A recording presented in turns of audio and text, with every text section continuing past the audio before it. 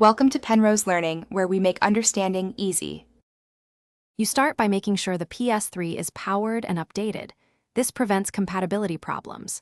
Connect the joystick to the PS3 with the supplied USB cable so the console recognizes it as a wired device.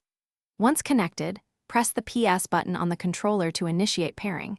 You should see a device listed under Accessories.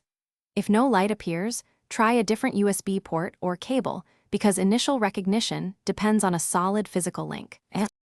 Once the PS3 detects the joystick, go to Settings and then Accessory Settings to manage Bluetooth devices if the controller is wireless after initial USB pairing. You want to assign the controller to your user slot so profiles and saves link correctly.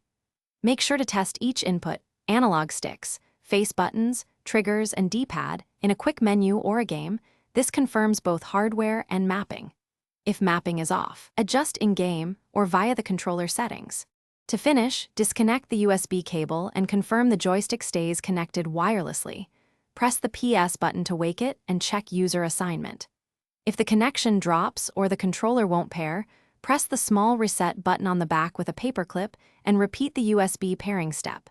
This clears stuck pairings. If problems continue, make sure the PS3 firmware is current and swap cables. Poor cables or old firmware are the most common causes of intermittent failures. Thanks for watching. If this was helpful, leave a like and consider subscribing. See you next time.